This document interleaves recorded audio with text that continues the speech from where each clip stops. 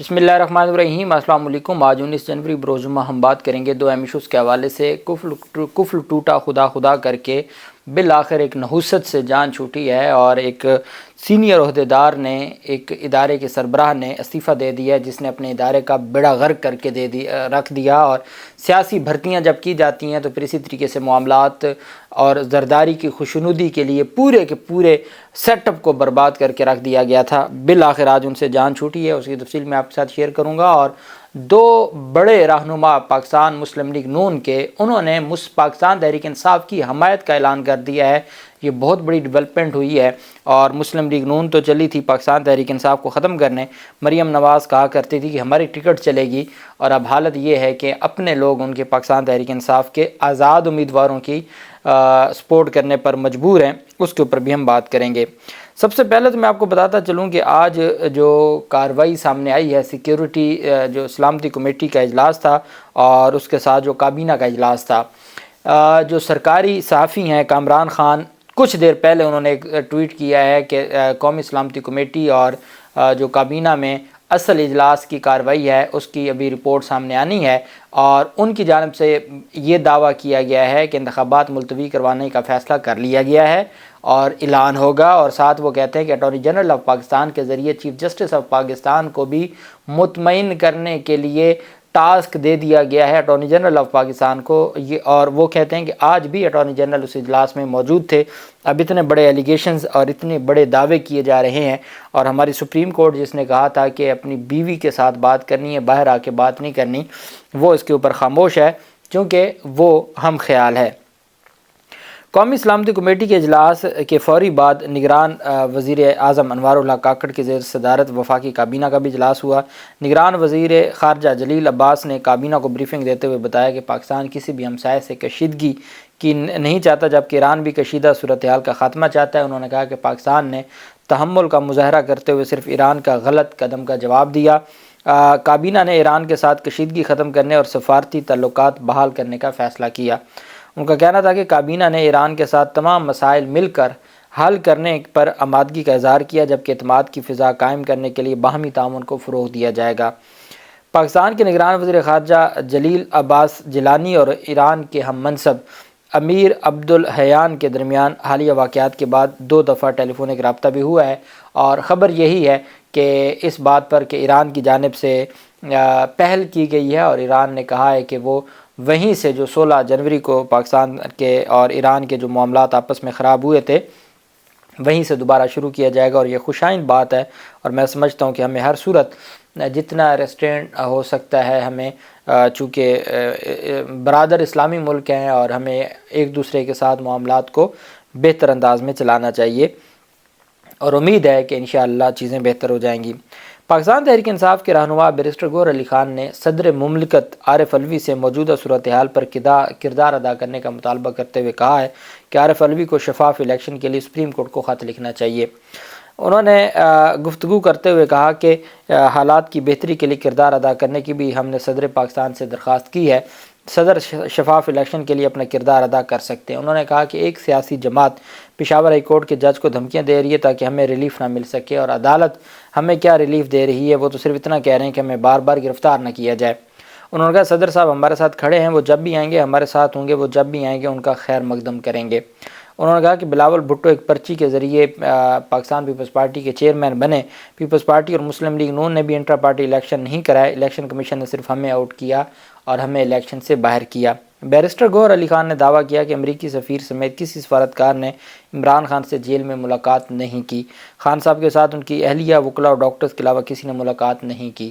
عمران خان کسی سے بھی مذاکرات کے موڈ میں نہیں ہیں، نہ کوئی ان سے ڈیل کرنے کی جرات کر سکتا ہے۔ عمران خان نے کہہ دیا کہ ان کا جینا مرنا اس ملک میں ہے۔ یہ کہنا تھا جو پاکستان تحریک انصاف کے چیئرمین ہیں۔ اب چیئرمین تو وہ نہ رہے چونکہ انٹر پارٹی انتخابات پہلے بھی کالعدم ہو گئے، یہ بھی کالعدم ہو گئے۔ پاکستان تحریک انصاف بغیر کاغذی سربراہ کے اور چیئرمین کے ہے، چونکہ پاکستان تحریک انصاف کے لیے تو جو بانی چیئرمین وہ عمران خان ہی ہیں، لیکن بہرحال پاکستان میں اس وقت چیئرمین نہیں ہے۔ دوسری جانب جو اہم پیش رفت سامنے آئی ہے وہ الیکشن کمیشن آف پاکستان نے عام انتخابات میں سیکیورٹی اہلکاروں کے لیے بھی ضابطۂ اخلاق جاری کر دیا ہے۔ سیکیورٹی اہلکار تمام پولنگ اسٹیشنز میں ڈیوٹی پر موجود ہوں گے اور پرامن ماحول کو یقینی بنانے کے ساتھ ساتھ بیلٹ پیپرز کی بحفاظت نقل و حرکت کے بھی ذمہ دار ہوں گے۔ انتظامی ضابطۂ اخلاق کے مطابق کسی ووٹر کی پولنگ اسٹیشن میں داخلے کے حق کو سلب نہیں کیا جا سکتا اور سیکیورٹی اہلکار کسی ووٹر سے اس کی شناخت کا ثبوت بھی نہیں مانگے گا۔ انہوں نے الیکشن کمیشن نے کہا کہ سیکیورٹی اہلکار کسی جماعت یا امیدوار کے حق یا مخالفت میں کام نہیں کرے گا اور انتخابی عمل کے دوران وہ غیر جانبدار رہے گا۔ ان کا کہنا تھا کہ انتخابی مواد کی ترسیل، پولنگ گنتی اور نتائج مرتب ہونے تک سیکیورٹی اہلکار تعینات رہیں گے، جبکہ ریٹرننگ افسران کے دفاتر سے پولنگ اسٹیشنز تک بیلٹ پیپرز کی ترسیل پر بھی سیکیورٹی اہلکار تعینات ہوں گے۔ اس کے علاوہ بیلٹ پیپرز کی ROs تک ترسیل پر بھی سیکیورٹی اہلکار تعینات ہوں گے اور بیلٹ پیپرز کی چھپائی تک کے دوران پرنٹنگ کارپوریشنز پر سیکیورٹی اہلکار تعینات ہوں گے اور وہ اپنی ذمہ داریاں نبھائیں گے۔ یہ بیسیکلی جو پولیس کے ہوں یا ہمارے جو فوجی ہیں وہ وہاں پر جو اپنی ذمہ داریاں نبھائیں گے، اس حوالے سے یہ تفصیلات سامنے آئی ہیں اور اس وجہ سے یہ کہا گیا ہے کہ ان چیزوں کو بہتر انداز میں کرنا ہے اور غیر جانبدار رہ کے کرنا ہے اور کسی کا بھی آپ نے جانبداری نہیں کرنی اور وہاں پر کھڑے ہو کر آپ نے چیزوں کو بہتر کرنا ہے، حفاظت کرنی ہے بیلٹ پیپرز کی اور باحفاظت آپ نے نقل و حرکت جو بیلٹ پیپرز کی ہے اس کو بھی یقینی بنانا ہے۔ دوسری جانب الیکشن کمیشن آف پاکستان نے قومی اسمبلی کا حلقہ NA85 سرگودا سے انتخابات جو ہیں وہ ملتوی کر دیے ہیں چونکہ ایک امیدوار کی ڈیتھ ہو گئی ہے۔ الیکشن کمیشن کی جانب سے جاری نوٹیفیکیشن میں کہا گیا ہے کہ قومی اسمبلی کے حلقہ NA85 میں الیکشن حلقے کے امیدوار صادق علی کی وفات پا جانے کے باعث ملتوی کر دیا گیا ہے۔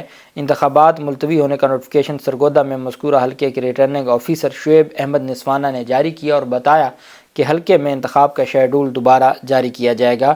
تو یہ وہ حلقہ ہے جس میں انتخابات کو ملتوی کر دیا گیا ہے چونکہ ایک امیدوار کی ڈیتھ ہو گئی ہے اور اب شیڈول ہو چکا ہے تو نیا شیڈول جاری نہیں ہو سکتا، اس وجہ سے اب انتخابات وہاں پر ملتوی کر دیے گئے ہیں اور جنرل الیکشنز کے بعد جو حلقے اس طرح بچ جائیں گے دوبارہ انتخابات ہوں گے۔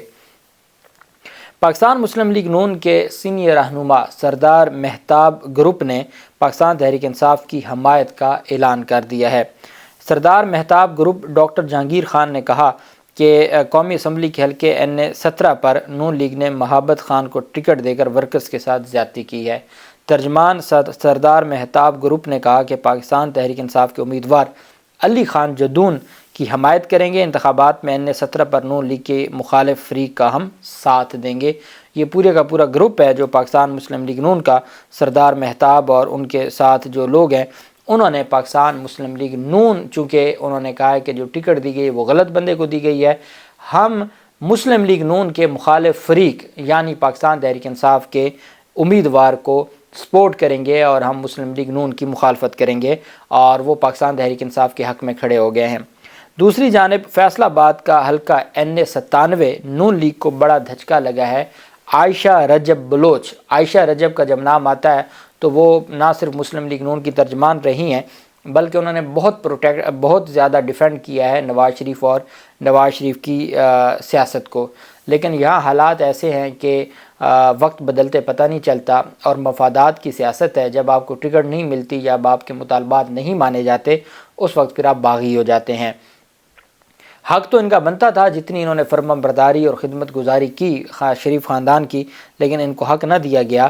اب NA97 میں فیصل آباد میں نون لیگ کی عائشہ رجب بلوچ نے پاکستان تحریک انصاف کی حمایت کا اعلان کر دیا ہے۔ سابق لیگی MNA عائشہ رجب بلوچ نے پاکستان تحریک انصاف کے امیدوار سعد اللہ بلوچ کے حق میں دستبردار ہو گئی ہیں۔ عائشہ رجب نے ٹکٹ نہ ملنے پر آزاد حیثیت سے الیکشن لڑنے کا اعلان کیا تھا، لیکن اب وہ پاکستان تحریک انصاف کے امیدوار سعد اللہ بلوچ کے حق میں دستبردار ہو گئی ہیں اور ان کا کہنا ہے کہ وہ انتخابات میں حصہ نہیں لیں گی اور انہوں نے کہا ہے کہ وہ پاکستان تحریک انصاف کی حمایت کریں گی، مسلم لیگ نون کی حمایت نہیں کریں گی۔ مسلم لیگ نون کے مقابلے میں وہ پاکستان تحریک انصاف کے جو امیدوار ہیں ان کی سپورٹ کریں گی اور ان کی کمپین بھی کریں گی اور ان کے حق میں دستبردار ہو گئی ہیں۔ تو یہ مسلم لیگ نون کے لیے۔ دوسری جانب چیئرمین PCB ذکا اشرف جنہوں نے کرکٹ کو برباد کر دیا. آپ نے دیکھا نیوزی لینڈ سے جس طریقے سے ہم پہلے ٹیسٹ سیریز آسٹریلیا سے بری طرح ہارے, اور پھر جب آپ پرچی پر کپتان بنانا شروع کر دیں یا ٹیم میں لوگوں کو کھلانا شروع کر دیں تو پھر ایسے ہی ہوتا ہے. اور آپ اندازہ لگائیں کہ اس وقت جو مینجمنٹ ہے اس میں جہاں وہاب ریاض جیسے لوگ اور باقی جو اس طرح کے لوگ ہیں ان کو رکھا جائے گا تو کرکٹ کیسے بہتر ہوگی. اور اتنی رمیز راجہ کے دور میں, چونکہ وہ پروفیشنل تھے, عمران خان کا دور تھا, رمیز راجہ کو انہوں نے پی سی بی کا چیئرمین بنایا اور فل اختیار تھے رمیز راجہ کے پاس.